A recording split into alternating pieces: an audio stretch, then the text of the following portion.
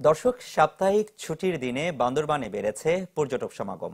এ বিষয়ে বিস্তারিত জানাচ্ছেন ইয়াসিনুল হাকিম। ছুটিকে কেন্দ্র করে বান্দরবানের বিভিন্ন পর্যটন স্পটগুলোতে পর্যটকে মুখরিত হয়েছে। আমরা সকাল থেকে দেখেছি বান্দরবানের নীলাচল, মেঘলা, শৈলপ্রপাত, নীলগিরি, প্রান্তিক সহ বিভিন্ন স্পটগুলোতে এখান থেকে যে পরিবহনগুলো রয়েছে, বিশেষ করে চান্দের গাড়ি বলা হয় যেগুলো পর্যটকবাহী পরিবহন, সেগুলো কিন্তু এখান থেকে প্রায় 100 অধিক পরিবহন নীলগিরি এবং নীলাচল সহ বিভিন্ন পর্যটন স্পটের উদ্দেশ্যে রওনা দিয়েছে বলে আমাদেরকে পরিবহন সংশ্লিষ্টরা জানিয়েছে।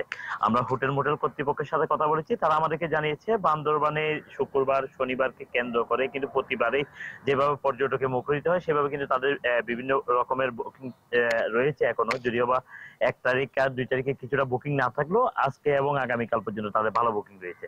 আমরা পর্যটন স্পট গুলোতে ঘুরে দেখেছি গতকালকেও, সেখানে আমরা দেখেছি সন্ধ্যার দিকে কিন্তু প্রচুর পর্যটকে মুখরিত ছিল নীলাচল সহ মেঘলা। আজকে প্রান্তিক সহ বিভিন্ন পর্যটন স্পট গুলোতে পর্যটকে মুখরিত হওয়ার আশঙ্কাও করছে আসলে সংশ্লিষ্টরা। টুরিস্ট পুলিশ আমাদেরকে যেটি জানিয়েছে, বান্দরবানে পর্যটকদের নিরাপত্তার জন্য বান্দরবানের যে সমস্ত পর্যটন স্পট গুলো রয়েছে প্রত্যেকটি জায়গায় তারা সাদা পোশাকে এবং পোশাকে পুলিশের নজরদারি বৃদ্ধি করেছে এবং পর্যটকদের বিভিন্ন ভূমিকামূলক কার্যক্রম চালিয়ে যাচ্ছে। মানে যে পর্যটকরা ঘুরে বেড়াচ্ছে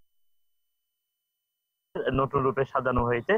যদিও বা বান্দরবানের রুমা, রংছড়ি এবং কাঞ্চি উপজেলায় পর্যটক ভবনের নিরুৎসাহিত করা হচ্ছে। সেই পর্যটন স্পট গুলো ব্যতীত বান্দরবানের 7 উপজেলায় 34 ইউনিয়নের বিভিন্ন জায়গাগুলোতে নদী, নালা, ঝিরি-ঝর্ণা সহ যে পর্যটন স্পট গুলো রয়েছে, বিভিন্ন জায়গায় পাহাড়ের আঁকা বাঁকা প্রত্যেকটি জায়গায় নতুন রূপে সাজানো হয়েছে। সব মিলিয়ে আসলে পর্যটনকে মুখরিত হয়েছে বান্দরবানের পর্যটন স্পট গুলোতে।